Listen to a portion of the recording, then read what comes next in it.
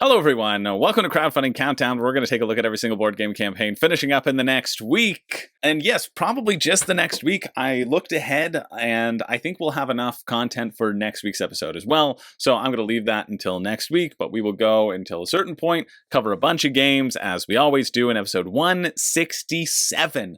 167 episodes, over 2,500 campaigns, over 2,500 rulebooks read, and it's exciting to be here with you all. And now all of that couldn't be made possible without the support of my lovely Patreon community. And we had a bunch of people sign up for Patreon this week. I want to give a huge shout out to all of them who did. I want to shout out Skull 1. I've always thought that you're way better than Skull 2 and Skull 3 and even Skull 0. Really, you're Skull 1. And I want to give a huge shout out to Kevin, Christoph, Jennifer, Sexy Gandalf, and Mr. Tom. Thank you so much for jumping on board, supporting the channel, hanging out in the Discord. I appreciate you all. It is directly because of you that I keep doing Crowdfunding Countdown and that I can justify spending as much time as I do on Room and Board and on the channel. And so I really appreciate you all. But let's get into the week. Let's get into the week. Starting off, which is going to be finishing tomorrow, Tuesday. This is where we left off. We have KeyForge, Prophetic Visions. I'm a pretty big KeyForge fan. I always get excited when I see KeyForge come out with new stuff. And then I always say, oh no, too expensive. And I run the other way like a little baby with my little baby tail tucked between my little itty bitty legs. This is why you don't see a full body shot of me, is because I have really just teeny tiny baby legs.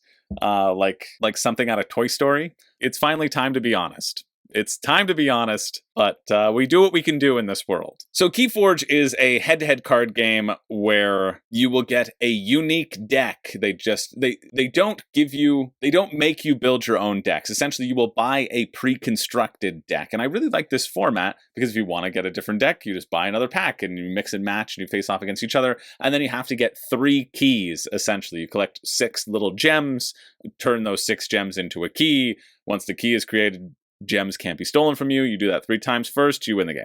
Each deck will have 3 different factions in them, and then on your turn, you can activate one of those factions. So you can play a bunch of stuff from that faction, activate those factions. They'll be in front of you like a card battler. And I think KeyForge is best served when you don't worry about the new set. I think KeyForge is best served when you get a bunch of cheap decks somewhere and it is definitely worth a play. It doesn't blow me away in terms of gameplay, but I've always been satisfied and had fun whenever I've played it with my friend Zach, who just got a bunch of decks for cheap when they were going through a sale, essentially. While every new card and game mechanic is carefully designed and tested by the Ghost Galaxy design team, each and every final KeyForge deck is procedurally generated by special software following carefully constructed parameters set by the design team. 100% unique deck for every deck that you get. And you can get that thrill of the collectible card game without needing to build it yourself, which I find appealing. Having just done an unboxing of 24 booster packs for Universus, that'll be out, some point, maybe this week. I don't know. Depends when I edit it. I can see the sort of overwhelm that can happen, or, which is good for people who just want to engage in a head-to-head card game, rather than worry about the labor of putting a deck together. Or if you like putting a deck together, well then, don't get KeyForge, I guess. This is the 9th official set for KeyForge. That's cool. Magnificent wonders across 200 new cards. Beware of the powers of the all-new Prophecy cards and the ongoing schism between Sanctum and Redemption. Prophecy cards, an entirely new card type. Perhaps one of the most exciting new mechanics that KeyForge has ever seen. You say that to all the mechanics. You say that to all the girls. Prophecies can create conditions that influence your opponent's gameplay. That's kind of neat. After your opponent shuffles their discard pile into their deck, fulfill expect the unexpected. So I guess you flip it over or something. Attach any card with a fate effect face down to your prophecy card. So you have a fate, you've attached that in. Fate, destroy friendly artifact, and if your prophecy is fulfilled, your opponent must resolve the fate effect, so destroy a friendly artifact. So there's little things that you can, timers, essentially, countdowns that you can put upon the opponents. Yeah, that's cool. How much is it to just get into a base set, essentially? Oh, this is cool. KeyForge Home Base program to bolster the local game retailers that support KeyForge. Home base stores receive exclusive products, and you can find a list of their home base retailers here. Cool. That's great. I love seeing a support system for the game stores that are selling it, and it points you in the right direction, too. Why support this campaign? That's a great question. Show your support. Who cares? Gain early access. Who cares? Gain access to great deals on new decks. We'll see if they're great deals after shipping. Gain access to stretch goal rewards. Yeah, okay, that's the reason. At sufficient pledge level, you gain access to cool personalized KeyForge decks and playmats. Okay. Engage directly with Goats Galaxy. Who cares? Support your favorite local retailer by voting for them. Who cares? Well, I mean, I do care, but you don't have to probably back the campaign to do that. Help Ghost Galaxy recoup some of the substantial investment in game design, software design, and artwork required to bring a new KeyForge set to market. Please! Please! That's where that comes from. The Reaper of Amber award gives you how many decks? A personalized deck, 12 regular decks, a playmat. So let's say 12 decks plus a little personalization. You're looking, and some additional cool stuff. So around $10 a deck if you buy it in bulk, which, you know, that seems maybe okay. Novice of the Crucible, this gives you 2 additional decks and then a 2-player starter set. So probably 4 decks. 4 decks for $60, 86 Canadian, like... That's not something I'm that interested in. A Svelte decks only pledge for $80. $80 gets you six decks. So we're as you go up, you can get around $10 a deck, but otherwise, geez, don't do this. The best value, perfect for group purchases. Okay, maybe do that if everybody wants just a couple decks. For $1,500, you get 144 decks, 1 personalized, you get 3 personalized decks. And then 144. So again, you're looking at around 150. I don't see this being the best value just from like, I guess you get 18 Foresight packs, which are, completely new graphical treatment. Okay, so you get the cool graphics, whatever. So we're looking at around 165. So you get a little bit under $10 a deck, but you're still gonna be paying $10 a deck essentially. And then shipping is what? Shipping to the US, $15, or Architect of the Crucible, $65. So yeah, $10 a deck if you can get so many people who are interested. EU, $20, Canada, $28 for the Novice of the Crucible, which is that initial buy-in. It's like $100 for this game, which I cannot recommend KeyForge at that price. I just can't. It's not exciting enough to spend $100 on it. It isn't. For only like 4 decks of cards? No, don't do that. But if you are at a store and you see a couple decks for like $10 or $15, that's when I would say, yeah, grab them and try them if you're interested. That finishes over on GameFound tomorrow, Tuesday the 10th at 12:59 a.m. Moving along, we have Dungeon Foury. 4 quests, 1 dungeon, endless furries. Can you bear to know the future? The Oracle has the answer to your question. Roll and write game. Okay, I don't have high hopes for this, but it's raised a bunch of money, so maybe people like it. First created as well, young Italian company. All right, Dungeon Foury. I just think Dungeon Furries is much better. It's what I want in my dungeons. Can I say that? PDF will be €5, $8 Canadian. The realm of furries lies in ruin and in each other's arms. The Oracle's wisdom ignored, and all seems lost in shadows of self-interest. Only you possess the courage to face the truth and reawaken the Oracle, to open that Oracle right up wide. Can you redeem the realm of furries? Oh, it's 1 player. Okay. Arcade, roll and write, print and play game. Back to the 90s. Here's an arcade roll and write print and play that brings nostalgic feel of video games and RPGs we played. Okay. All you need is 1d6, a pencil, and a rubber. Oh no. I know that's probably how you say eraser. Please, dungeon furries. Don't talk to me about rubbers while you talk to me about furries in the same sentence. You're going to really throw me off course here. We also suggest using a marker to trace the dungeon at the end of the game and permanently mark the 4 fragments of the Oracle's phrase. Oh, so there's it's like a cootie catcher or something, where at the end you can magic 8-ball yourself the answer to a question. Choose your path, roll the dice for some stat checks, I think. Awaken the Oracle in 4 distinct ways and reach the heart of the realm. Is that all you're going to give me? Probably. Oh, they did a gape. So maybe it is Dungeon Furries. Maybe it is. I don't see how this has gotten so much money when it doesn't really tell you anything at all about it. I think this is a bit absurd to have been successful. Sorry, Dungeon Furries. You gave me a good chuckle, but I would prefer you actually describe your game. Just, at all. The Palace Room's like what you do, just in any capacity. Maybe that would be nice. Yeah, I don't know. If you know, tell me about it, because I don't know. That finishes Tuesday, December 10th at 11 a.m. Let's keep our time for things that are worth it. Next up, we've got Starlock from the Den of Imagination, better than the Den of Sin that we were just in. You find yourself on a desolate and treacherous world, marooned and fighting for your life in the grim reality of alien incarceration. Your ultimate goal is clear: survive. Yet, achieving this feat demands cunning strategy, resourcefulness, and the ambition to outlast your rivals. Great. I don't know anything about what this game is, so let's watch a video. I mean, that was a fun little trailer. From what I gather, you have 4 teams that are running around, getting resources, getting back to your base, fixing your base so that you can take off. But you can also do a co-op, and you can also do solo. Well, if you can do co-op, you can do solo, right? And in the video, they're like, oh, if your base is undefended, I'm just going to run over and run away from the planet anyway. So maybe that's a scenario, who knows? Or maybe there's something that you can do. Apparently, there's so much to do, so much to see, so much to do. Build machines that will strengthen your gang, hire helpers to achieve greatness, buy equipment to obliterate your enemies, recruit new gang members eager to escape the hellish prison with you, repair your spaceship's modules to access more abilities, collect resources from the board to sustain your needs, battle your opponents for every inch of land. Yeah, I think the idea here is you're going out, you're gathering these resources, you are going to shops to get weapons, you're punching each other in the face as you kind of skirmish, sandbox your way to upgrading your ship to win. Every session brings new approaches, focusing on map control, card play, resource gathering, combat, unit count, or alliances. So you can upgrade additional units as well. Oh, this is a cool friggin' paint job. Yeah, that's awesome. But I do love, again, every game needs to do this, to have different colored plastic for the different factions. Let's do away with rings and bases altogether. For those of us who don't paint, or have one painter who we have whipped to the bone to paint all of our excessive minis that keep coming in, and this is a very nice option. Okay, premium resources. Oh, I really don't like this as a price point, but these metal gears seem nice. Hexagon tiles, sure. 3D epic terrain. Build your own map, choose one from a catalog. Rulebook, come on. Yes. Close to the top of the page. Oh yeah, every 6 solar rotations of vigilant guards embark on a relentless sweep of the sector. Game setup, seems like there's 1 shop per player, 1 crystal mine per player, a lot of deserts. I do like this, if you want to build the map together. This is one of my favorite parts of Twilight Imperium, and believe me, there are very few. But then you can build the board, and you sort of draft how the board is created. I love when games do that. I think that's just so exciting. It gives you such a great feeling of agency.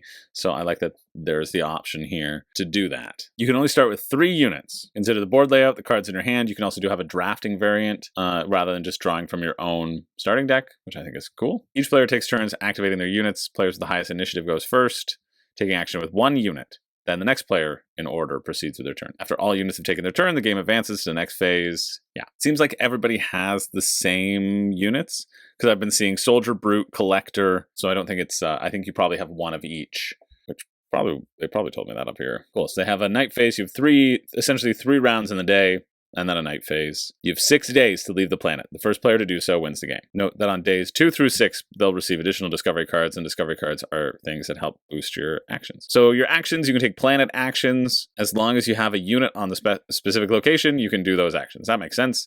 So the market, the enemy base, you can loot, you can build. If all of your units are at a fully repaired enemy base, you can fly off to victory instead of your own, which I think is very funny. And I do like that as a potential. You can shop, you can always recycle stuff, or you could do the unit actions. The free actions are gathering and delivering and exchanging and dropping and auto looting. So those are just basically dealing with loot, adding stuff to your backpack. And then your regular actions are moving or attacking or exchanging, although it said exchange. Oh, if both units are on the base, it's a free action. I see. That's what they're saying. Discovery, draw a card from the discovery deck. 2 action points. The active unit must be outside your base hex. Okay, so each unit has their own number of action points as well. And then combat, you can attack an enemy unit. Range and damage, you just use the highest number. Their health is listed next to the heart. If you have 4 less HP, you're heavily injured. And if you die, you die. And all your resources fall on the ground. When you only have 2 units remaining, each of them gains an additional action point. When you're reduced to a pitiful solo unit, it gains the luxury of 2 extra action points. But you can't take the higher action at the market, as nobody wants to join a gang of 1. Embrace the solitude. But having your people die might make it easier for you to jump into somebody else's base as well, right? So that's a potential. Yeah, this looks fun. Oh, I just know it's going to be too expensive for me. And then there's a solo and co-op mode. There's an enemy gang. Each day begins by drawing 1 card from the enemy gang deck and playing it on the opponent's side. So you just have like an automated way of moving your people around. The full gear is not anything anybody should ever get. €210, 319 Canadian. Oh, the core box is 115 euro, 175 Canadian. Taxes excluded. Pledged 6 times. I swear to friggin' heckin' heck. If this is on here, I'm gonna lose it. Okay, it's not on here. Thank goodness. I was gonna lose it. I need to check for all the other ones. Starlock doesn't seem to have done the $1 pre-pledge. Thank goodness, because I was getting excited about it, and I've spent all the time reading through. But you can get an early bird, I guess. The Founders Club, limited for founding backers. The Founders Club and Vanguard Circle are early birds. We're using early bird tiers like Founders Club and Vanguard Circle as a way to thank our earliest supporters, build excitement around the campaign right from the start. Essentially, like, they're saying, we want to get this game done. This is the cheapest it can ever be done at, and so we'll do it up into a point that hits our, like, threshold. They have a particular order that they would have to buy into, and then they're going to actually make money after that, essentially. That's generally what I think happens when there are these early bird stuff. Yeah, build momentum, get the word out faster. But luckily, there's only been pledged 280 times, so they're only doing it for 500. So you still have a lot of options to get it. 152 Canadian. That makes it a little bit more easier to swallow for me. It's still gonna be like 180 after shipping, at least.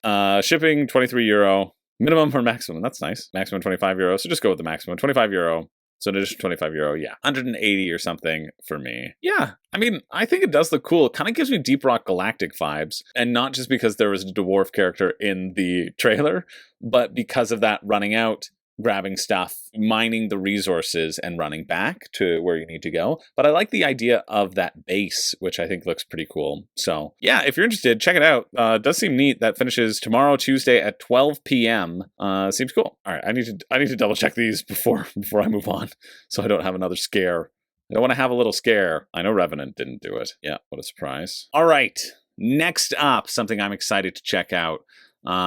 Is Revenant. Evacuate a besieged Starfleet navigating external threats and internal allegiances in a new standalone game in the Voidfall universe. Now, I know a couple people who happen to have a little crush on Voidfall. I know a few people who may or may not have kicked their partners out of their beds so that they could cuddle with Voidfall every night.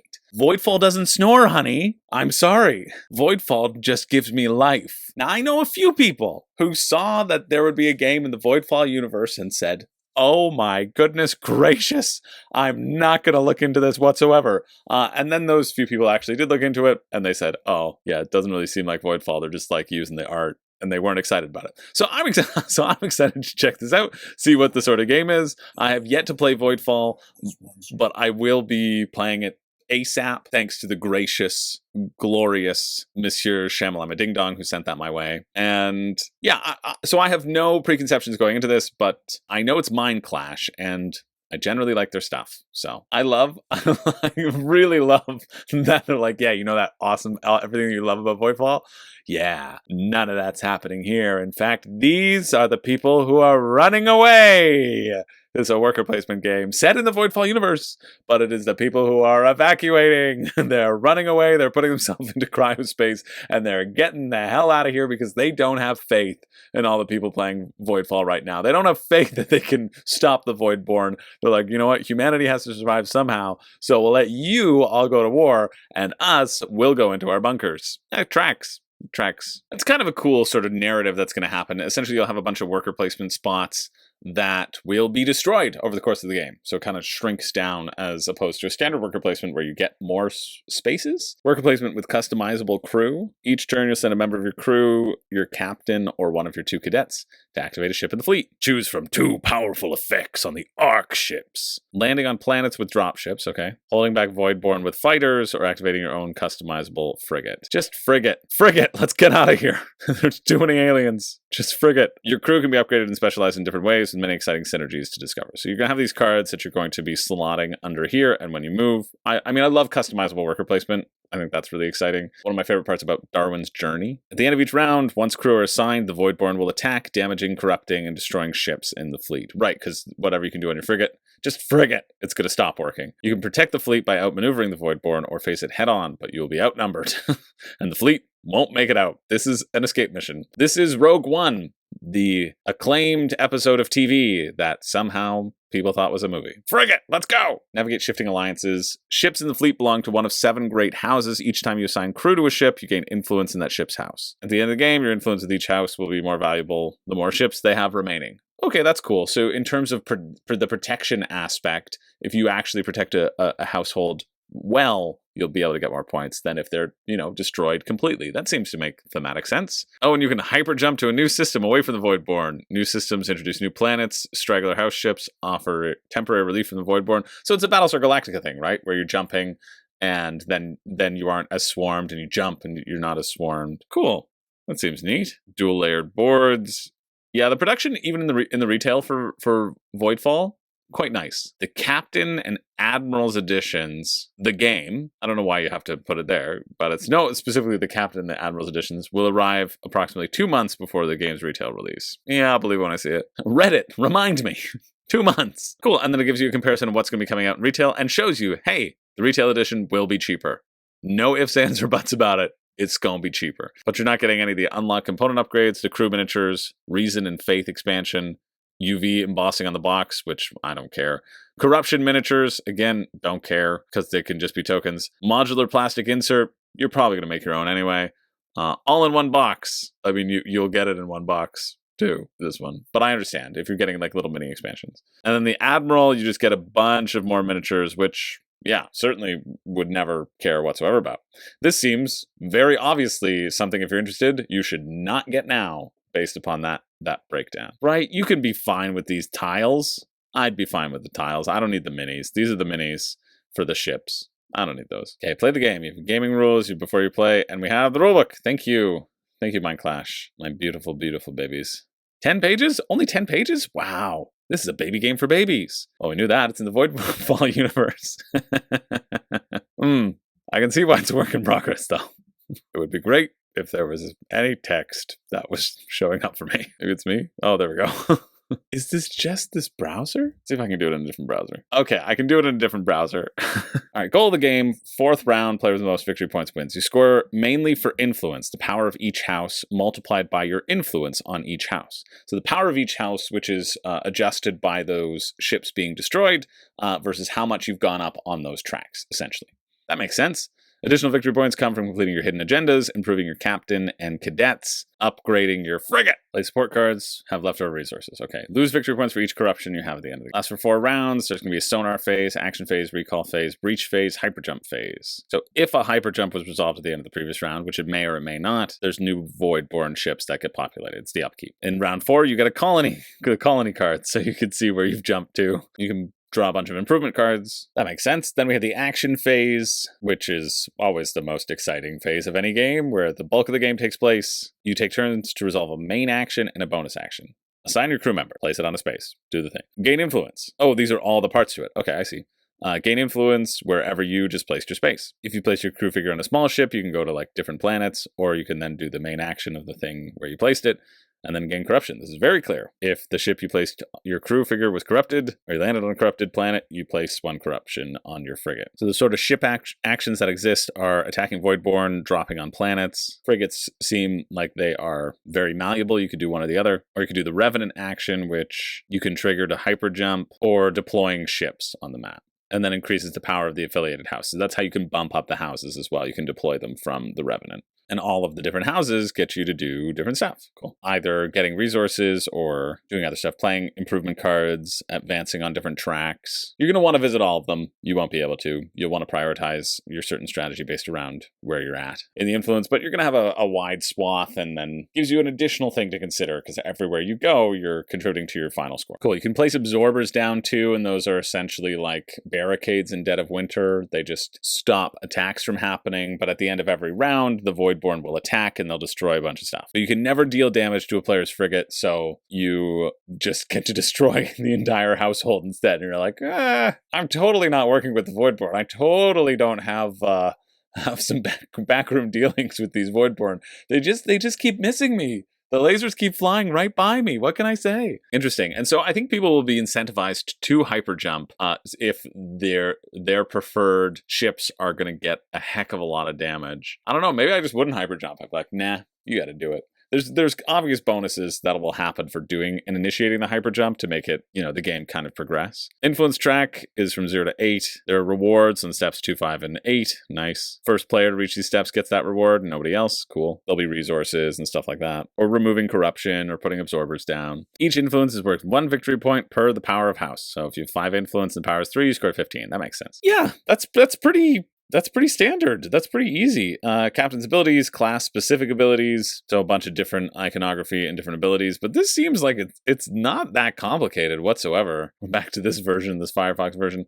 Yeah, it's not that complicated. I don't see why you'd ever get it right now. You just get this Reason and Faith expansion content and some component upgrades, so some metal house power tokens, some corruption miniatures probably. I don't know, because if it's €69, it'll be like $100 Canadian in a retail store, right? That's what I would assume. Right now it's 118, and then plus shipping is going to be, €22 to the US, 27.40 Canadian, right? Like I'd be paying 160, whereas I can probably get this for 100 down the line without too much minimal downgrading. I just don't see the reason to get it right now, especially because it's just a worker placement game. Your ships are going to be just sitting there. They're not moving. So it depends what you like, right? But I think the worker placement aspect seems interesting. I like that idea of some of the ships getting damages. I think that's kind of neat. I think you won't be able to blow up the big spots because then the game will break, right? So the threat won't really be there. It'll just be about manipulating those tracks and those numbers. But I don't think you're ever going to really feel the threat that much. But yeah, it looks neat. I think Starlock looks neater, but that finishes Tuesday, December 10th at 12 p.m. Moving along to this one. Love conquers all. It doesn't, but it can conquer something. Life is a cooperative game. So is this unique tile-laying game about overcoming obstacles and building strong relationships. Let's see. This is kind of a polyomino version of the Grizzled. So the Grizzled is a little card game where you're constantly getting these hardships in front of you and you have to support each other. In this, you have a bunch of different hardships like derision and poverty and endless sarcasm and just desperate sadness. And you have to follow the rules that it presents. You'll put those face up onto a grid. And then when you play love cards, you can flip those things face down. So they'll have a rule that says, I must play the smallest card in my hand. And so you always have to keep that until that's sort of flipped face down, working together to try to balance everybody's hardships so that you can go through the challenge deck. Seems neat. Neat enough. $25, 36 Canadian. That also feels fairly reasonable. I got quotes for the price of the game in 2024. If something happens to add tariffs to USA, I'll put a surcharge at most $3 per game to cover the cost. If there are additional costs, I'll eat the extra charges. The end user will be responsible for whatever VAT charges they get in their own company. That's nice. It's a nice little guarantee. Do you have... Oh, you do have shipping information is on the Kickstarter if you click through. So it's $20 shipping, so it'd be $45 US, 64 Canadian. I think it seems like a fun little tile laying game.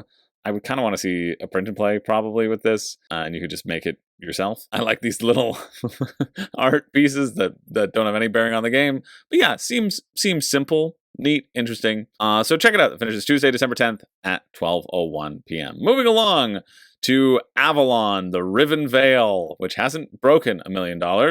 Oh, no, stop it.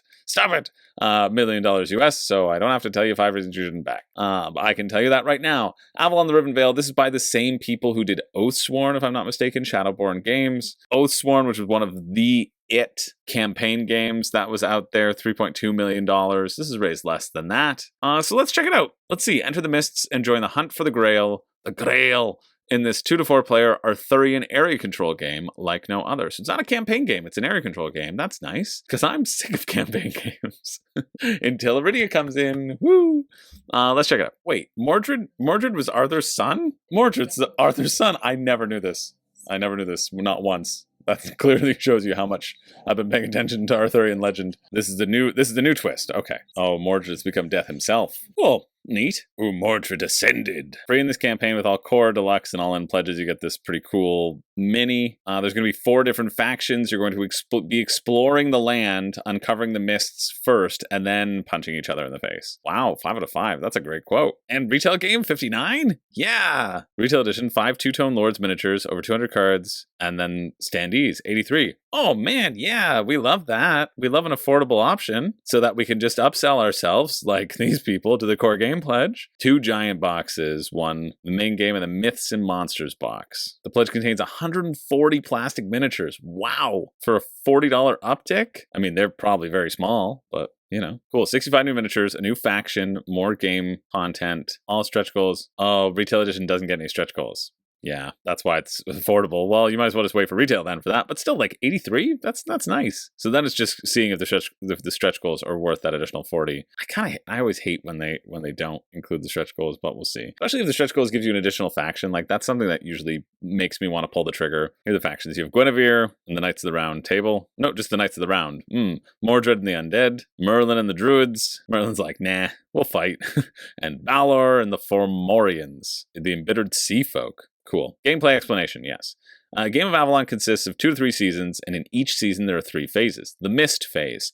Artifacts and mythical beasts are hidden in the mists. 8 cards are drawn, and settlement bonuses are gained. The Preparation phase. Okay, so you just draw new things in the mists. You'll go explore them.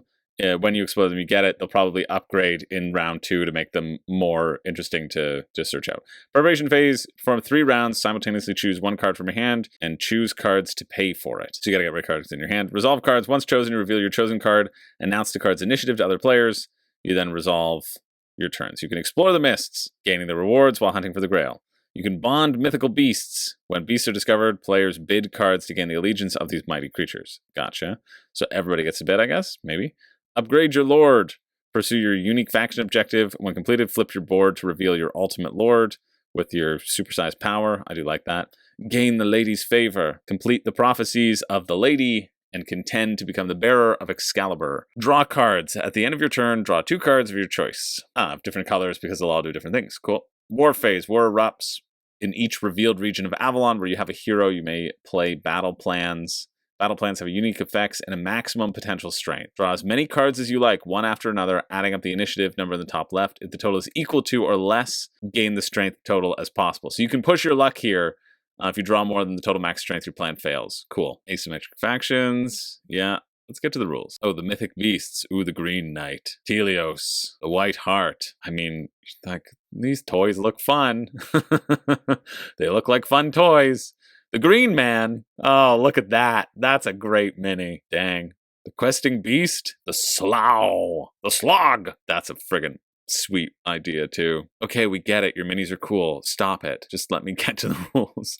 Escargoth. Okay, I'm sorry. I take it all back. Give me more. Puffcap. Oh, my goodness. Look at this little guy. Now, these are going to be really small, too, right? Like, I remember getting so excited about, like, the Mimic chest and the Butterfly Frog for Aetherfields. And then when you get them, they're going to be, like, teeny tiny. They're gonna be. And this is where they can hit their 140 minis target, which I'm pretty sure you get this in any of the games too, right? The game components from the core game are depicted below, right? So when it's saying 140 minis and they don't say 140 minis in the breakdown of this retail game, that is by design. That's purposeful. That's to get you thinking, oh, wow, I'm going to get so much content, when really it's not. Like, you're getting the additional myths and beasts stuff, but like, I think that's kind of stupid. Oh no, I lied to you. Components from the core game are depicted below. So on all armies, warriors, and champions are standees. So all of these champions, I take it all back. All these champion miniatures and the warrior miniatures are standees as they go across the land, but you still get your lord miniature. I'm completely fine with that, even though the minis do look cool for the other stuff. Then there's the 12 mythical beast minis. Where do you get your 140 from? Like, oh, because it's 44. Yeah. Fact check, please. 140 plastic miniatures. We're at 63 here, plus 12, 75, 76. So 76 in the core, so we should have 64 in the stretch goals. I do like that you can play a long game or a short game. Standee, mini are appreciated. Yeah. Oh, we get some settlement miniatures, so we're at 79. Oh, we get some settlement miniatures, we're at 82. Oh, we get some 8 trackers, we're at 90. Oh, 93. Oh, plus that, we're at 100. Look at all these little minis, right? So when you actually break it down, as to the difference between the core and not, you're really sort of just missing out on the big beast minis. You know, if you're fine with standees, like if you're fine with having these as tokens, but the concept of like, hey, you get all these miniatures makes me think of actual physical pieces and makes me think, wow, amazing value. And so I just gotta, you know, calm myself down, essentially. Okay, we gotta look at this rulebook. 25 pages, that's not too bad. 2 to 4 player, area control, and exploration game. All right, so you've got a number of modes of play. You can have a short or a long game. A short game is essentially 2 seasons or 2 rounds. A long game is 3 seasons. Only 3 seasons? Yeah. Same with Rising Sun. Hey, that will take you 4 hours. Choice number 2. This is cool. Standard or deterministic battles. Standard, push your luck. In this, you use a push your luck system, so essentially that's where you draw the cards and hope not to bust. Deterministic is no randomness. In this mode, players use a no randomness combat system where players get out exactly what they put in at the expense of some of the tension and adrenaline of the standard system. Cool. You automatically receive the full combat strength of the battle plan and bonus cards without drawing combat cards. So just whatever card you play, you get. That kind of feels like it might just boil down to who is the higher card. So maybe the push your luck is better, but if you hate the push your luck, well, there you go. They're just like, you know what? You get it. Everybody gets it. Everybody succeeds. Hey, you get a medal. Choice symmetric or asymmetric factions. Well, you're going to pick asymmetric factions. Come on. And you can level yourself up. And then choice number 4, catch up or no catch up mechanisms. Players use the B side of the favorite track instead of the A side of the favorite track. And no green knight. Players with the lowest VP at the start of the war phase will gain the green knight to fight for them. That's kind of, I've seen that in a few games. That is, I don't know, it's like a stretch goal on one of the Rising Sun Blood Rage something. Ankh, maybe? I don't know. Oh yeah, it's an Ankh. It's Ankh with the big crocodile that takes up 2 spaces. That's what it is. That's what I'm thinking. So here's how you want to play. You want to play a long game, standard, asymmetric. That's how you want to play. That's how I would play. And because that's how I would play, that's how you must play. How to win. Tips. Go for the artifacts, Grail, and the Heart of Avalon. Always keep in mind how much a region is worth in the war phase. Okay, that's good to keep in mind. Go for the prophecies. Okay. Deploy all heroes and keep them in different regions. Spread out! Okay, so you can probably deploy wherever you want then. I was worried about exploring the mists and, like, just being bottlenecked and having it not be interesting. Collect cards. Make sure to have a good set of battle plans and cards to pay for them. Yeah, I want to know how you pay for the cards. I know every card's going to cost you something. I know that all the cards are unique, too. I was just watching Alex's little breakdown, and I was like, that's kind of cool. I'm glad I left all of these...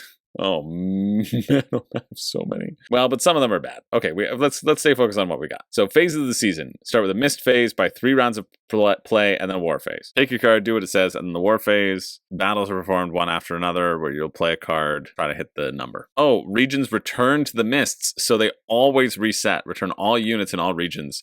Oh, okay. So you could really just play a 2-round game or a 3-round game because there's no sort of build. All regions without a settlement on them are returned to the mist. These region tiles are shuffled back into the region tiles pile. Then new region tiles are drawn in this mythical land. Okay, the card cost is listed here as well. So you can pay like 3 cards, which... What happens if you run out of cards? Okay, you have 2 cards of each type. So I guess you can plan. But if you had a 3-card cost and a 3, then you're out of cards. I just... Yes, don't do that. Oh, they discard the card and then they draw 2 cards of their choice. So you could do a 3 and a 3, 4 cards left. So you could do a 3-3-3, and then you just don't have your cards for battle. Here's the answer. You can always do a standard action. This is confusing to me. It says standard action. If the player decides to perform a standard action, they return all the cards they placed on the table back to their hand, including any cards they used to pay for the card, and perform 1 standard action shown below for the stated cost. So you're just like bluffing, essentially, I guess. So maybe if something changes, it gives you some flexibility. I don't know. Because it says discard 3 cards, build a settlement. Well, do I just get to get those 3 cards right back? Like, that's stupid. Why is there a cost, right? That's a bit confusing. But deploying units, you can deploy them anywhere. And can deploy any combination of warriors, champions, mythical beasts, their lord. Okay, so it's Blood Rage. Now that I know it's Blood Rage, it's easy. Move!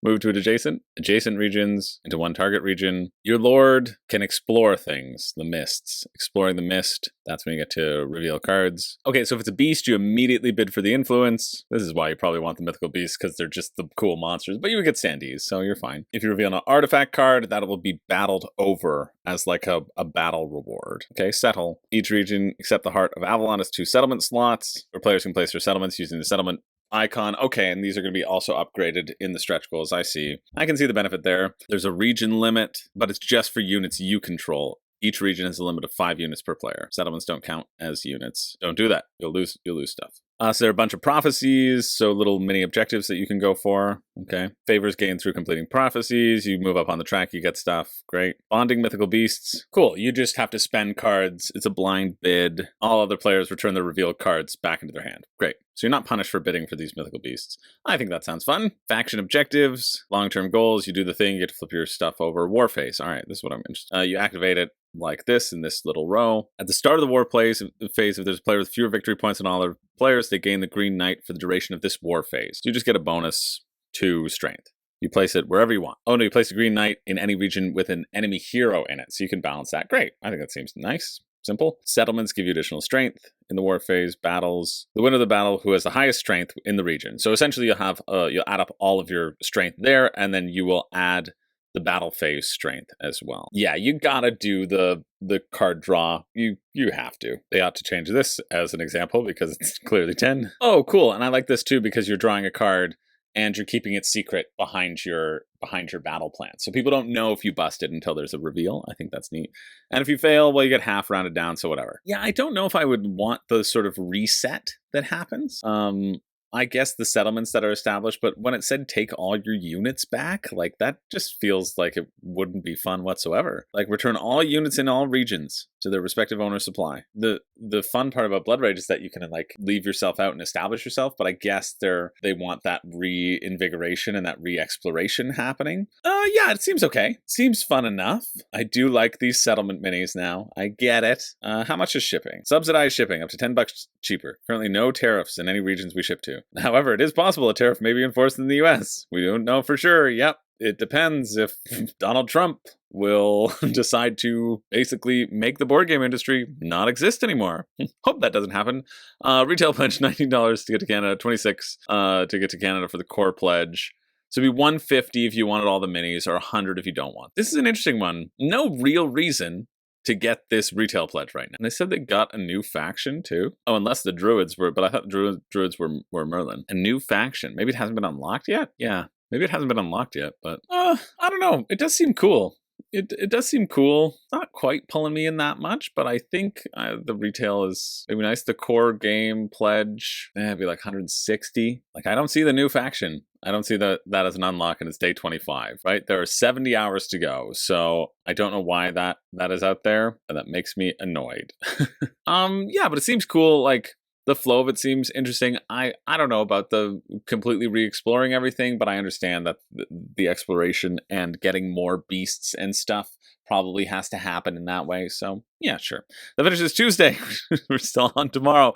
Tuesday, December 10th at 4 p.m. Oh man, we're not covering this, Koalas on Broadway, because unfortunately it did the $1 pre-pledge, and we don't give free marketing to those who decide to do that, which is unfortunate for people who I'm sure have spent all of their money on the marketing courses and got nothing in return. But that's just what happens when you do the $1 pre-pledge. That's what happens. Next up, we have Dragonlings, a competitive family-friendly card game. There's a bunch of little ones now, I think, that we'll be able to just maybe blaze through. Competitive, non-violent card game for 1 to 6 players. Grow your dragons from hatchlings to legends. Let's see if there's anything here. Probably not. I like the growth, though, so maybe this would be cool. Okay, you're hoarding treasure. Click here to read the rulebook. Yes, please. What do you got for me? You start with 7 dragon cards in your hand, a trainer card, and an egg token, and an egg counter card. All I'm thinking about is my friend Reed's game, Rune Beasts. Start the game with 2 eggs, hatch them to draw hatchling cards, use them to start a tower. Each tower starts out with a level 1 hatchling and 1 ability. They can grow a level or use the ability. Grow, nap, tap, plat. Grow a level by placing a card that contains the hatchling's color on a tower. Place it upside down to show it has growing pains. The number of the card is its level and how many victory points it's worth as it's growing. Or nap to use any of the abilities in the tower that doesn't have growing pains once per turn. So that's why it's upside down. Indicate this by turning the card sideways. So as you go up, you can use the abilities, which is always going to be the top one. Let's be real. But maybe not. It's nice to have a little bit of flexibility. Or play 1 card as an ability once per turn and discard it. So you can just play a card for its ability. You don't ever have to sort of grow it and upgrade your dragon. Before gameplay begins, you'll start by choosing a unique trainer card, which offers bonus victory points at the end of the game. So little mini objectives. End game scoring. This is a good campaign page. Great job. See, this is why I look at everything, because I just get, I'm excited to see games that are just indie, have a decent focus, look like they could be okay. The game ends the moment the last dragon or the last treasure is drawn. Add the victory points of your towers, eggs, treasures, trainer cards. So that tower would be worth 15 points because you add all of them. This represents the number of eggs that you have. To draw a hatchling, hatch an egg, you reduce your counter by 1, and then you plop a little hatchling down. Cool. And there are probably a bunch of things that let you get additional eggs. I see, and you don't have to go solely in order, but you can add in additional colors. So you have your primary colors essentially into your secondary colors. Yeah, so you're either choosing to lay down and develop future actions for yourself or to use the action right now. The actions are like drawing dragons, drawing treasures, lay eggs, hatch eggs, draw treasures, draw dragons, peek at a treasure, peek at dragons, swap legal dragons, steal treasures, steal eggs, steal dragons, which I don't mind that much because I assume you have to really build up to those specific attacking take that actions. 23, so 33 Canadian. Shipping will be, they're subsidizing shipping costs up to 60%. Yeah, so shipping will be $5 to get to the US for one game, or $7 for 2 games. That's nice. Canada, $10 for a game. That's decent. You know what? You're paying 45 for this card game in Canadian dollars. 33, oh no, sorry, $28. $28 if you're in the US, if this seems like it interests you. Feels very reasonable, feels like they're really just trying to get it off the ground, and actually feels like it could be a decent flow for like a draw lots of cards card game. I think that's a nice surprise. So if you're interested in that, it finishes Wednesday, December 11th at 9:01 a.m. Moving along to this one, something that I do every day. Die on This Hill, a debate game for the brainwormed. A party game of hot takes and bad faith debates. What if social media was fun? Actually, oh, I think I'm smelling something. I think I'm smelling something. Oh, I think I have. It looks like it's a funny card game. Oh, we're not watching that 10-minute video. I'm sorry. I will die on this hill. That Kickstarter videos should not be 10 minutes long. It was 9 minutes and 59 seconds. That's fair. Oh, this is a funny card game, isn't it? Once the active player creates the phrase, the other players scramble to play their let me cook cards to become the devil's advocate. So you just have to do what I do in Settlers of Catan, which is talk long enough until you win. No plan for shipping, unless it's, oh no, it's only to the US, $15. Woof. So it's $40 for this game if you want your own copy of the game, or you can get a print and play. I like that there's a little print and play. Good for you, Sam Greasy. Grizzizzies. Yeah, I mean, you know exactly what this game is. It seems fine. I could do it without the cards. And do. Every Monday on YouTube. That finishes Wednesday, December 11th at 12:11 p.m. Moving along to Catharsis 2nd edition dice rolling adventure board game. I've heard of this. Catharsis is a dice rolling adventure board game. That sounds familiar. Where captivating narratives combines with strategic dice rolling offer players unique choices. Adventure through traps and events, engage in epic monster battles, and roll to activate your abilities. Play it as a true solo experience or cooperative up to 5. Unique boss decks ensure variety. That's nice. Setup and cleanup is less than 5 minutes. Each character and boss deck features unique mechanical designs. Won't be in retail. What's new in Catharsis? Everything! You know that game that you had before that you liked? Well, it's garbage now. There's no way you can ever play it again. Catharsis 2nd edition, $129. Wow. 187 Canadian. If this can't be worth that. Right? Surely not. 12 player decks, each containing at least 20 unique powers, totaling 252 cards. Sure. 12 bosses, magnetic tracking boards, cool. 100 counters, not as cool. I don't want to punch those out and organize them. Okay, so here's how you play. Step 1, choose a player deck. You choose from one of the many characters. Yes, we get that there are many characters. Great. You shuffle your deck, you lay out 6 powers to form your player board. Place your deck next to your roll card as you may need to replace powers later in the game. Okay, I understand.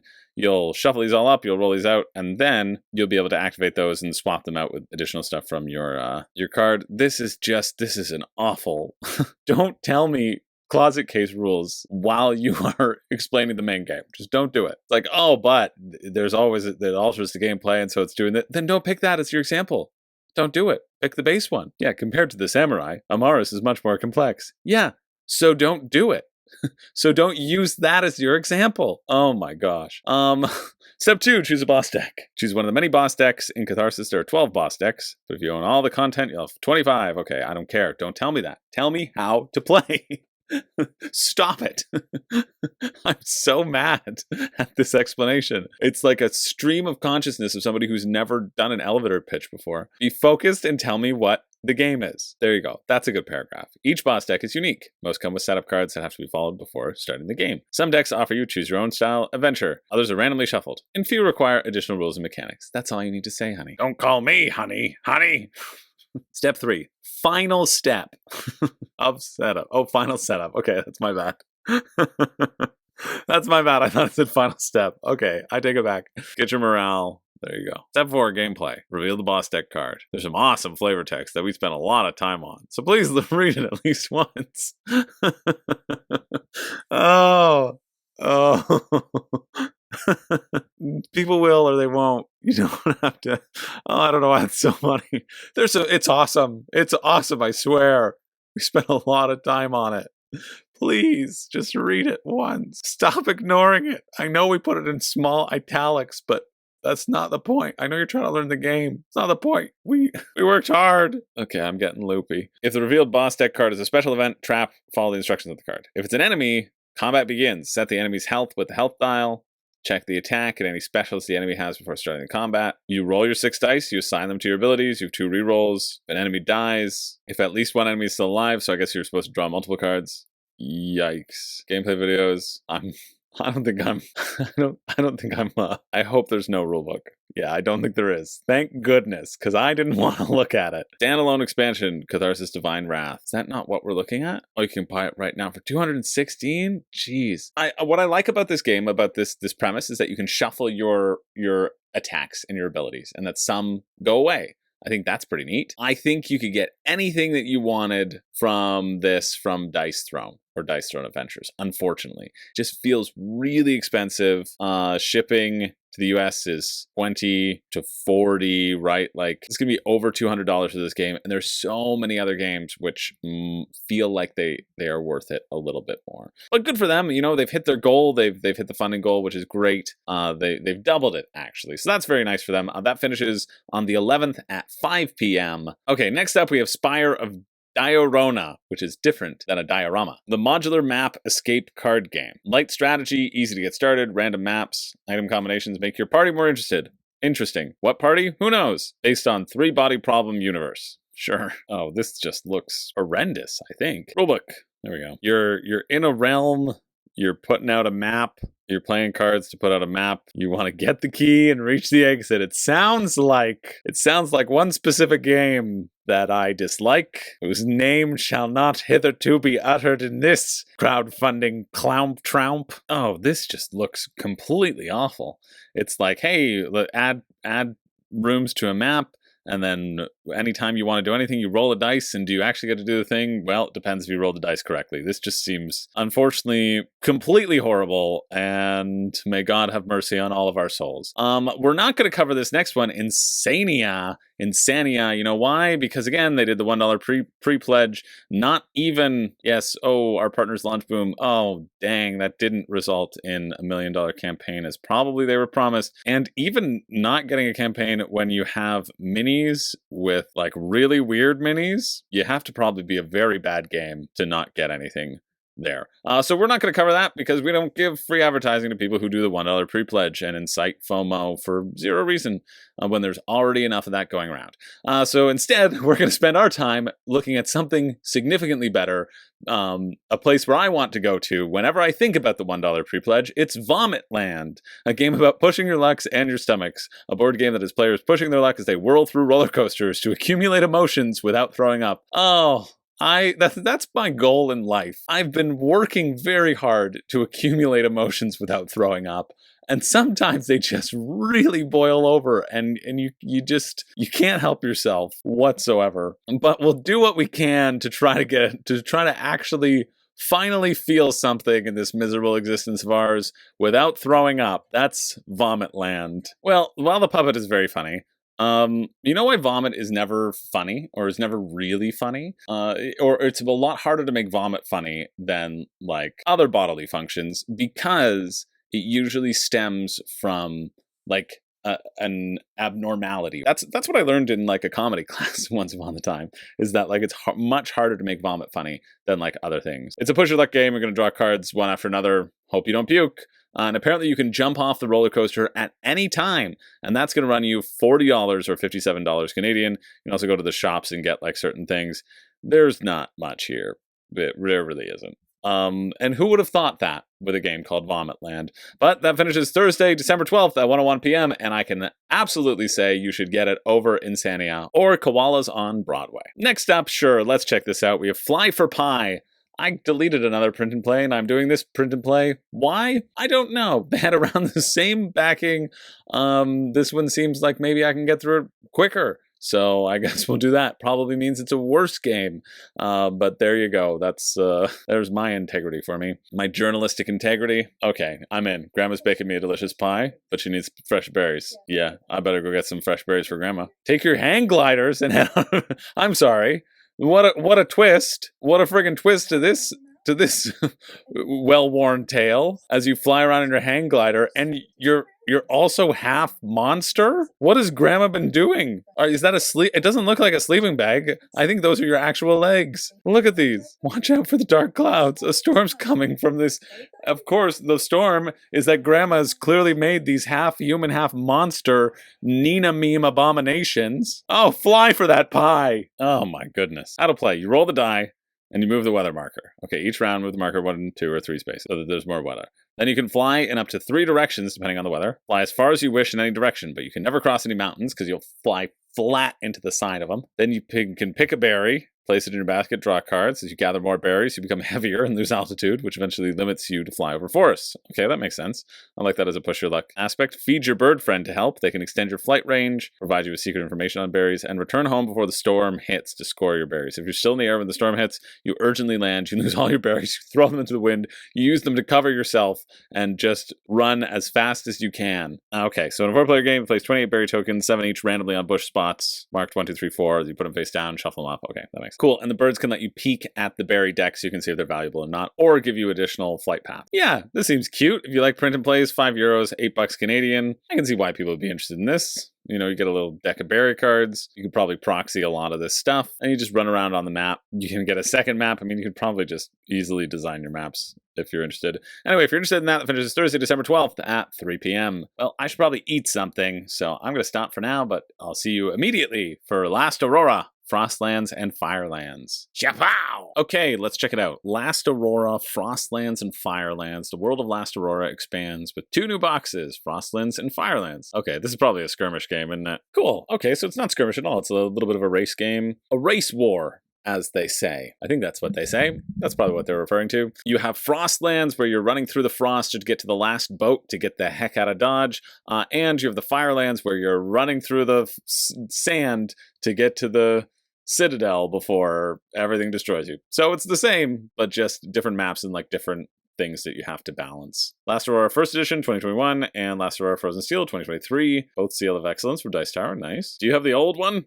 The plastic miniatures box. It's fully compatible with the new Frostlands, but not with Firelands. Okay. New ending scoring system in Firelands. Asymmetric crews. Different. I mean, they're always going to have different asymmetric crews. Contaminated food, so you can have some food at a cost. Nice little flow chart to tell you what you want.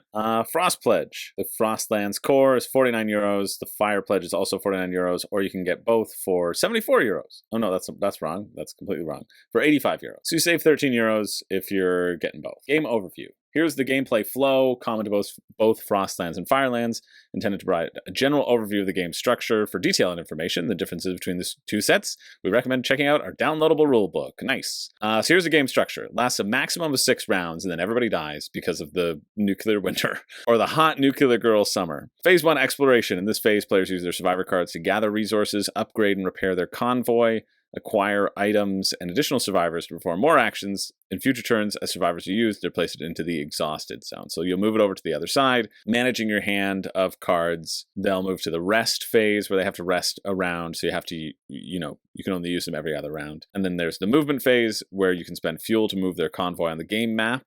Players can use their weapons on their convoy to shoot at enemies that appear from the exploration deck, attempting to defeat them as quickly as possible to get some valuable loot. And then the end of round, I want to see what the firing weapons. I always like to see what combat's about, because that is generally one of the more exciting aspects of a lot of games. Then we have Phase 5. Players check if the game has ended. Players reach the ship, or players reach the Citadel. If so, points are tallied. End of the game, players calculate their fame points based upon various factors, including their position on the map, the number of fame stars collected on each convoy card, item, and fame accumulated during the game. Improvements for the first edition are double-layered board, modular bonus actions, additional exploration cards and counters, a new furry mechanic. Okay. to balance and untuck during the game. Unluck, to balance the unluck. That's what it says. A completely new loot system, a revised rules, a new rulebook. And you can create hybrid games. You just select the regions. The final objective will depend on region 3. So yeah, they're just different maps. They're different maps that you can throw down. Now let's look at Frostland rulebook. I imagine that'll give us everything we need to know. There'll be a bunch of exploration cards. I also want to know when the exploration cards get drawn. Revealing, hey, look at that. When you need to reveal an exploration card, okay, turn over the top card of the actual region deck and place it in the empty slot furthest in the explorations. Oh, down here, boom, boom, boom, boom, boom. Okay, everybody has their own convoy. You can rearrange stuff as long as you're not getting shot at. That makes playing the game. First one, exploration. Players take turn interacting with the cards in the exploration zone. Players act in left turn order, with each player taking one turn. After every player has taken a turn, the turn order resets. Each player takes another turn. Keep taking turns in the sequence, as long as they have survivors in their active zone. Okay, to explore, a player must choose one slot in the exploration zone that's not an enemy. You choose a survivor cards in their own active zone with the exploration skill value equal to or greater than the exploration cost. You can increase it using food. Do the following in any order. Mandatory, the action associated on the card in the slot, and the bonus action, if there's any bonus action in the slot. See how these cards are laid out, like these exploring places to explore, and then there's also the bonus action in the slot up there, I think. Then you just slide it over, you reveal the new card. So essentially these are the actions, these are the different resources that you can take. I see.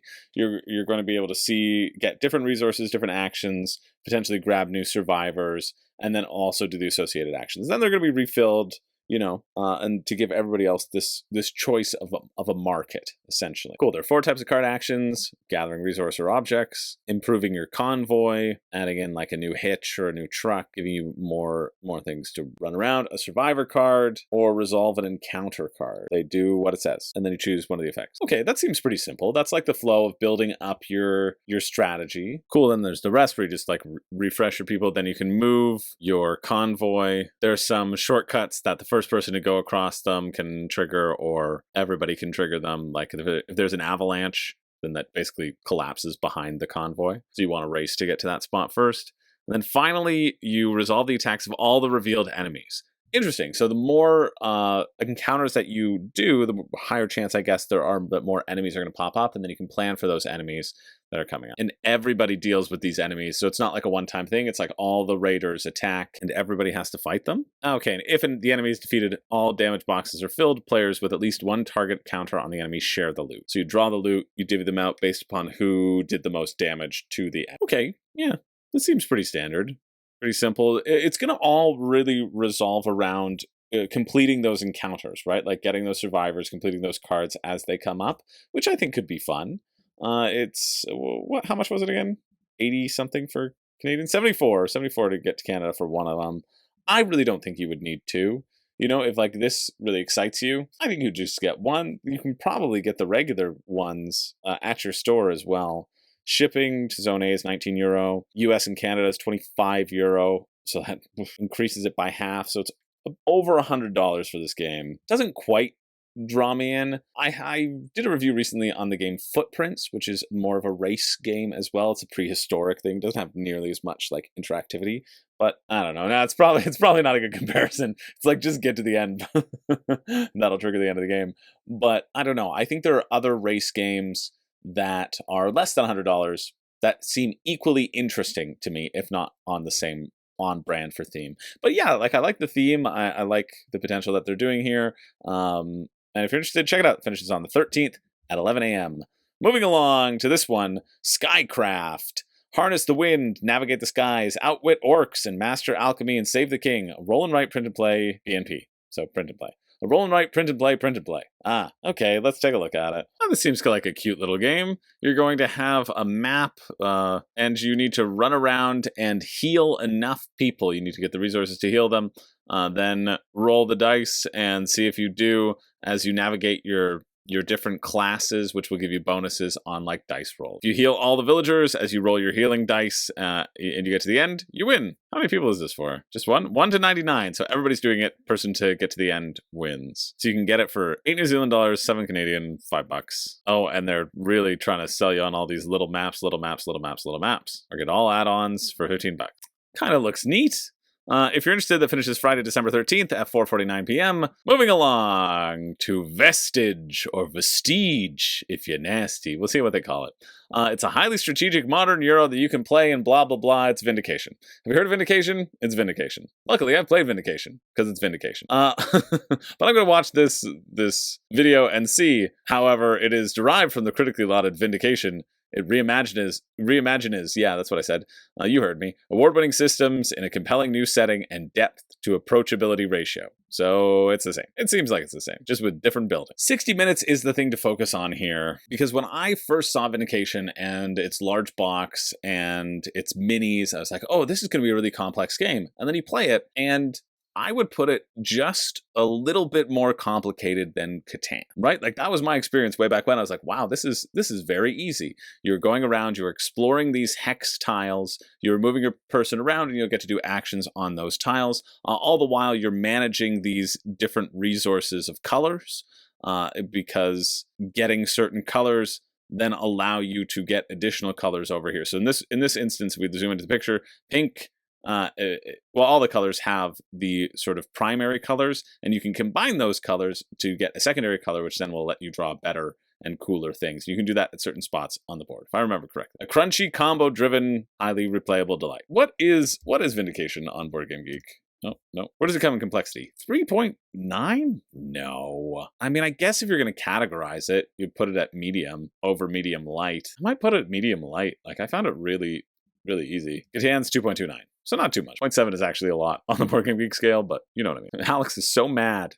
Vindication is my #1 game of all time. And I'm angry about it. Free worldwide shipping for all pledges over $100. Almost like they built that into the price. It's almost like you should always calculate shipping anyway when you're calculating value. Oh, right. They have all these weird small card packs that don't really do anything, right? I thought that said soft vinyl daddy. Game edition, the Wretched edition. $49. That's pretty good. Honestly, go for the Wretched edition over the Swanky. Who cares? Just get the wooden cubes, get the cards, wooden pawns, you're fine. Hexagonal neoprene mats. Sweet, so that they can make it a smaller box on the shelf. Cool. Yeah, I just don't think you need to upsell yourself here. And that's great. That's what I love to see. Oh yeah, these have names for them, but they're really just yellow, orange, red. You are wretched, though that's going to come in handy, right? Because there was also this mechanic where you can flip yourself over to the enlightened side or whatever. And then you have this sort of 3-tiered cube section where you can spend things from one or the other, and they move back and forth. It's essentially a refresh system. Nemesis play introduces non-player opponents into Vestige, or Vestige. Nemesis is a new character. Okay, so basically the solo mode that you can then add in so that it blocks spaces on the board.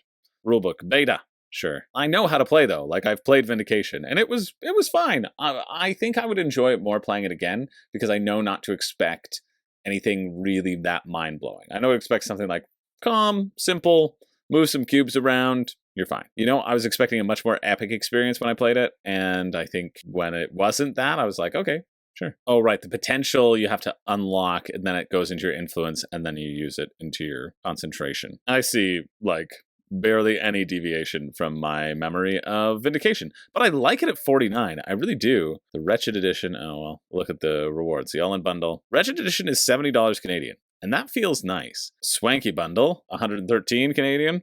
Don't care. Don't care about the upgrades whatsoever. Gameplay all in, also don't care. It's like one of those games where the base game is fine. It's simple. Like, the amount of cards that you would swap in and out in the different places where you'd swap in and out. I don't know. Maybe it's just because it didn't really blow me away. I think we played with some of the expansions with Vindication, but this is just like a reskinned Vindication. And so I don't know why, if you have Vindication, you would ever get this, because it has different tiles. I just don't see that you're going to play this over that. Oh, you can get Vindication, the base game, for $99. Yeah, this is why you should get Vestige or Vestige, is that it's a better deal. Just straight up better. Unsettled. Honestly, if you were going to go for anything Orange Nebula, I love that this is at the $49 price. Wait, where's the shipping? Oh, I passed it. Shipping, free worldwide shipping on orders over 100. If not, flat shipping on under 115 bucks or 20 bucks to Canada. So essentially, if you're getting the Wretched bundle, it's an additional 20 bucks. So you're at 79. Would you upsell yourself the additional $30, right? That's really the question. Maybe you upsell yourself with something with $30 on it, you know? Because you're gonna pay 90 anyway. So it would be about an additional 40 for Canada. I don't know. I think this Wretched bundle is nice. Also, it being at 90 feels expensive, but yeah, I would put it in like the $60, like the $60 to $70 range, right, at a store. It'd be great if you didn't have to pay for the shipping. Maybe you can get your local store to get it. I don't know, but it is a nice game. It's like it's well done, well designed. It just didn't really blow me away, but like I enjoyed engaging with it the entire way through. I was like, yeah, these systems are fun. They go by quickly. The moving around the board is significant because you access different places. You really want to map out the places that you're going to go back and forth. It's kind of an efficiency puzzle from what I recall. One where you should sort of ignore spaces in a sense. Maybe feel like Istanbul, similar vibes of that efficiency puzzle, because you're just like this action, forget about the other one. Maybe that. I don't know. If you're interested, that finishes on the 13th at 5 p.m. We're going to keep moving to this one. Trickadee, a trick-taking flock-building card game. Trickadee is a clever trick-taking game for 3 to 5 players, where sometimes the winning move is to come in last. Trick-taking game, spotting the cool birds that visit your backyard feeder. Certainly not the grackles. It's not a standard trick-taking game. The strategy is not just about the cards in your hand, but how you draft birds and use the abilities. I forgot to turn that on. That's why I've been sitting here in the dark closet. Features asymmetric suits and a unique follow system. Not necessarily following the lead card, instead of following any suit that has already been played. But if it's the lead card, oh, okay, yeah, so if somebody breaks that, then you don't have to follow the lead card. That's kind of cool. How to play. Score the most points by building flocks. Most points after 3 rounds. Each player will have a hand of bird cards, come in 5 different suits, 1 to 15. The suits aren't equal. 1 to 11, 2 to 12. Okay, so 11 cards each. That's why it says 1 to 11, you absolute troglodyte. Okay, the player that played the best card doesn't win the whole trick. Instead, cards are ordered based upon life or species. Now that we've ordered the players in the trick, each player in this order can select a bird to add to any flock. Okay, so then whatever you play, you could add, or you could take somebody else's, depending if it's more of like a set collection. So you're basically bidding, you're playing to bid on the set collection. You miss out on sunflower seed tokens, and these tokens can be spent on special abilities and boost your... Oh, and these are the special abilities. Boom, boom, boom, 1, 2, and 3 seeds. This does seem quite neat. Last player will earn 2 sunflower seeds. All other players will earn 1 sunflower seed. Cool, so you're balancing that. Yeah, I like this. How much are you? Print and play, $10. Sure. The game? $19. 27 Canadian. And then shipping to the US is $7, $26 for like a little trick-taking game. That feels quite nice. Good job. I mean, it's $16 for Canada, so be about $50 Canadian for me. Not as nice, 48 or whatever, but still, I quite like that. I think that looks pretty cool. Glad I looked at it. The finish is Friday, December 13th at 8 p.m. Moving along to this one, The Waste of Parts. The Waste of Parts by Sky Kingdom Games. What have you done? Oh, Isofarian Guard, that's what you've done. That's quite a big thing that you've done. And Dungeons of Infinity. Ah, okay. Waste of Parts is a cooperative strategy game for 1 to 5 players. You control the crew of a giant mech attempting to make its way through the waste of parts. Nightmarish creatures born from the wastes will attempt to disable your mech and drag your crew into the depths, like they've done to so many others. Oh no. Yeah, let's check it out. This is cool. It seems like a fun take on tower defense. 60 minutes, 1 to 5. Sure. You control your crew. There's going to be a bunch of different enemies that are going to pop on and destroy parts of your ship. You have to run to those spots and kill them and then heal your ship, essentially.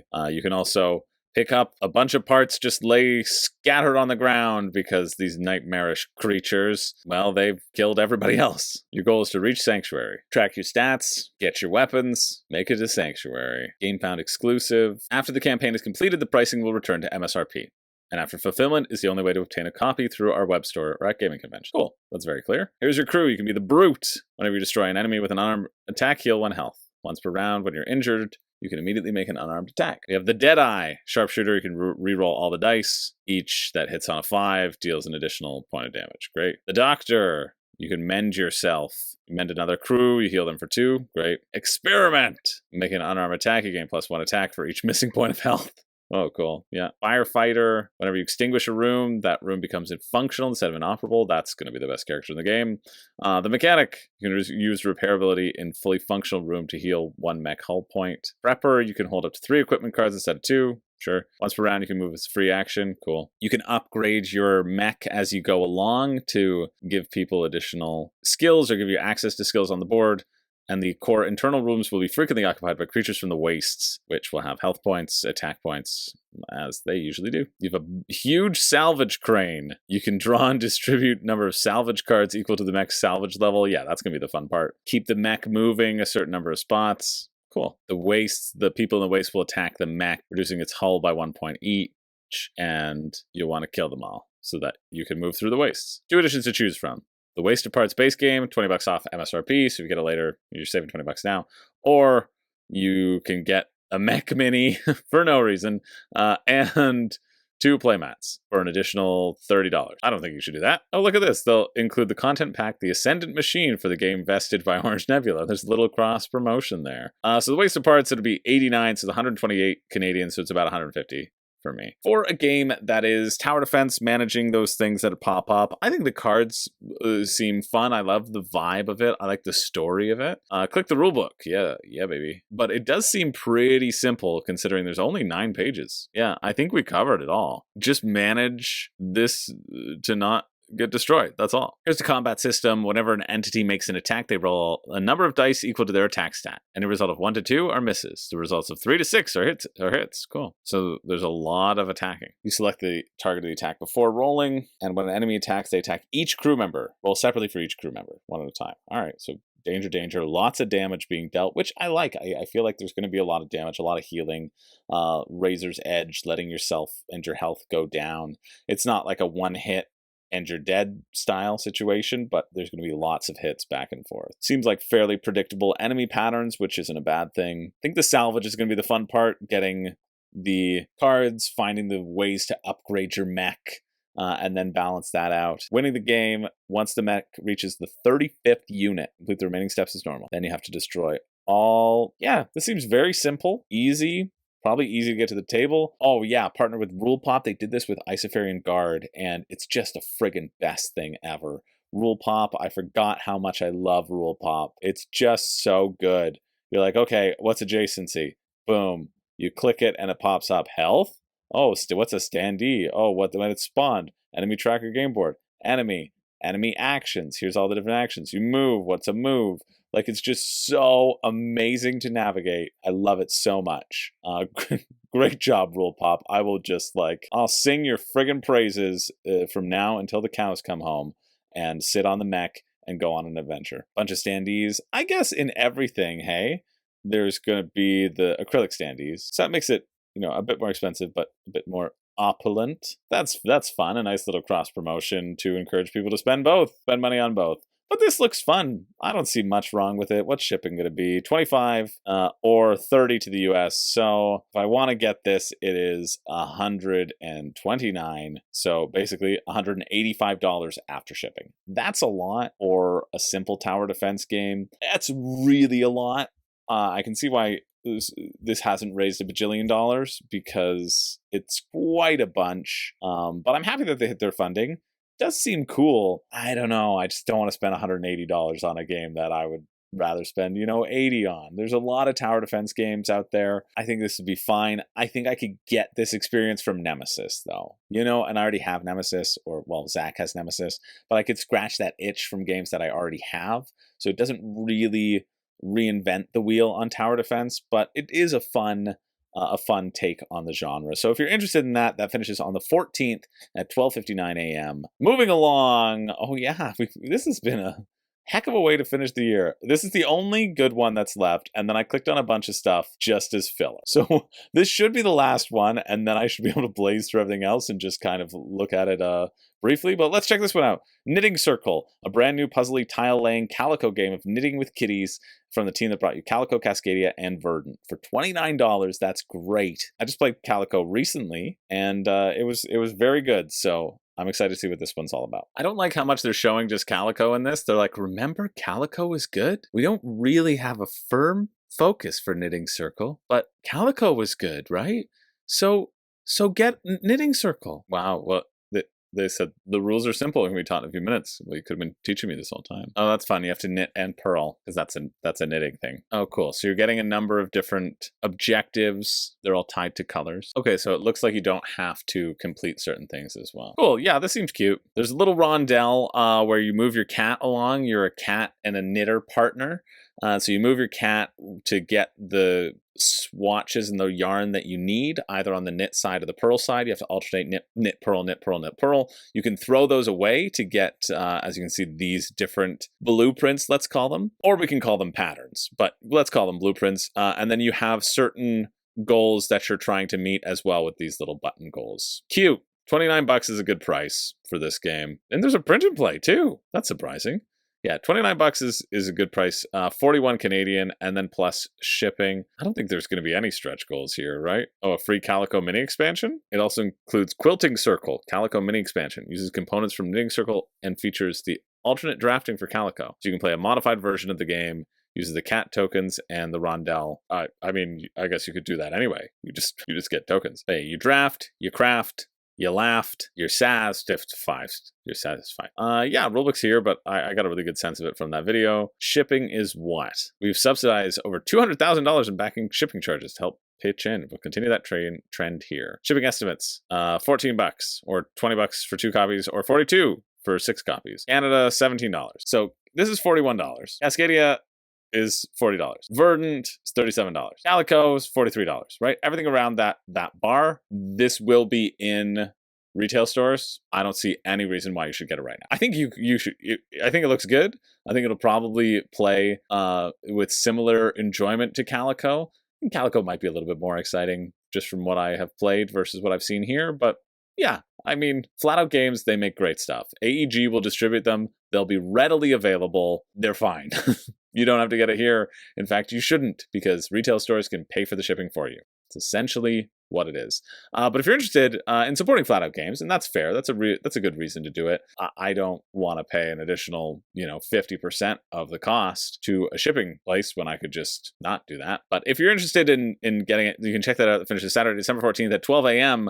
Let's keep it moving. Now we're getting into the dregs. We're in the dregs, but we're just going to finish it up. We've got sewer monsters. Dive into the sewers in this 2 to 4 player card game. Discover items, sabotage rivals, evade the inspector, mutate your monster. I imagine it's just a big deck of cards that you're drawing stuff. I can't imagine this is going to be good, but we'll see.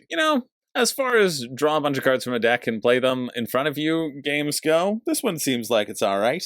It's not something that really interests me, but essentially you're going to have a little monster and they'll have objectives that you need to complete. Get 2 sets of 3, for example. Then you get rid of those cards, put them out. You'll have action cards that you can use. You're just drawing cards and hoping you get the right stuff. It's $25, 36 Canadian, and then plus shipping. To Canada is 40, so it's like $60 for this game.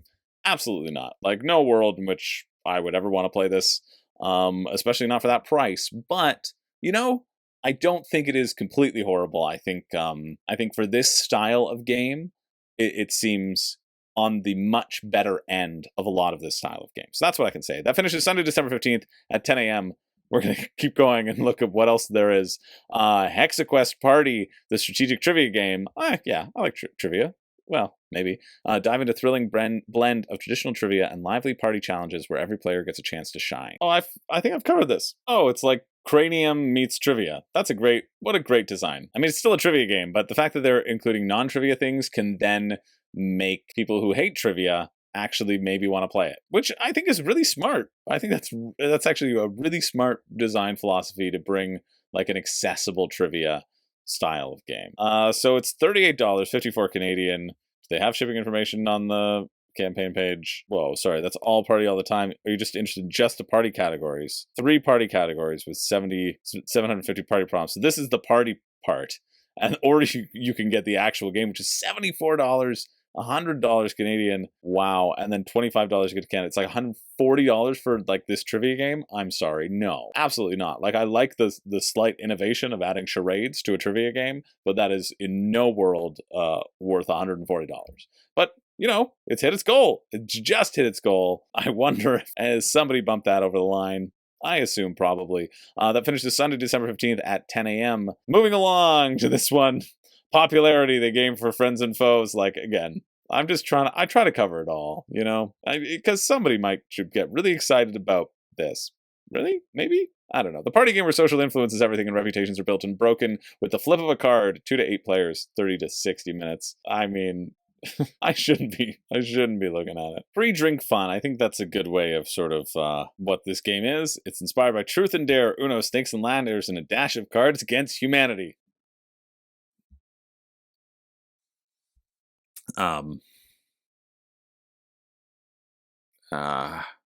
So we're moving on. That finishes Sunday, December 15th at 4 p.m. That's it. That's all you get. Next up, we have a game that certainly is a real funding goal, because with these 18 backers having donated $11,000. Yeah, this is going to see the light of day. We have Emotions, the board game. It's designed to understand destructive emotions and work on developing strategies to help deal with them. I've got some destructive emotions for you, and they've all happened in the last 4 campaigns, but I don't know. I just want to see what this is. We'll see what it is. Free yourself from the destructive emotions on the board. There's all these different emotions like guilt and anxiety and codependency. You describe the emotions and you explain how to combat them, and you roll the dice. And these emotions make you move up, down, or backwards. Way of fighting it: recognize, discipline, love. You need to collect 5 triangular cards. This is just the worst. If you don't have the cards you need, discard one and draw another card from the deck. Reach the finish line first. This is just truly awful. 7 people have done this early bird. 1 person's done the base game. 3 people have done the deluxe edition. 1 person's done a limited collector's edition. 3 people have done the VIP edition. No, they haven't. 1 person have done the base game retailer. No, they haven't. I mean, no. This is nothing. I don't even know what this campaign is. It must have been just spat out by a computer, and people will never see the light of day. You know? What are the comments here? A lot of details, like shipping details. Is the campaign still live? Be posting videos of the prototype. You can better understand the mechanics. It won't. Run. These super backers. No, run. That finishes Monday, December 16th at 3:12. Here's another thing. This is flagging just because I didn't know what Mowgli distribution was, but it's distributing stuff in Germany. Remember, there was the Dabbawala and the Moonlight Market and all this sort of stuff. It appears like they're just like jumping out and existing now. So you can get Nova Roma, the Queen Games version. So it must have been picked up by Queen Games. €54, 81 Canadian plus shipping. So $100. You can get the international edition if you wanted a version that's probably lower in quality from the version that Berdonsky did himself. That finished Monday, December 16th. And then there was this one. I told you these were bad. We have Santa versus Elf. And I'm just clicking this because there are no holiday games, and I know this isn't one. There are 2 backers, 9 days to go. I shouldn't be covering this. But I want to see player cards right to win battles, 2 to 6 players. It's the ultimate holiday. There's nothing. There's nothing here. Special cards like Mama Santa, Rudolph and Slayad, Unexpected Twist, while challenges like Ho Ho Ho keep everybody on their toes. And it's made by Santa? Come on. €15. Oh, we're done. We're done for the week. Now, every week, let's get these off my head. Every week there's a pick for me and a pick for you. The pick for me being the thing that I think is the most interesting for me personally, and the pick for you being the thing I think if you got, you will regret the least. But before we do that, I'm going to do a little grunt down to remind myself of everything that has come before. There were some really good ones this week. Quite a lot of really good ones. And what a beautiful way to end. And we'll see what we have next week. But I know there's at least a couple campaigns next week, so something to do, I guess. Something to do. Sometimes it's all you can do. Let's see. Let's do a grunt down. No. Yeah. Absolutely not. Meh. No. Nah. Absolutely not. Certainly, stupidly no. No, thank you. Sure. Yeah.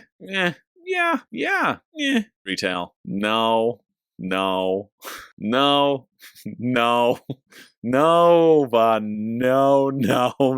Oh God, please, no. I think I've got it though. I think the pick for me, I'm doing the pick for me. The pick for me has to be the one that I'm the most interested in. And this one really did catch my eye. We're going with Starlock. I think the pick for me is Starlock. This does look neat. It gives me that Deep Rock Galactic vibes.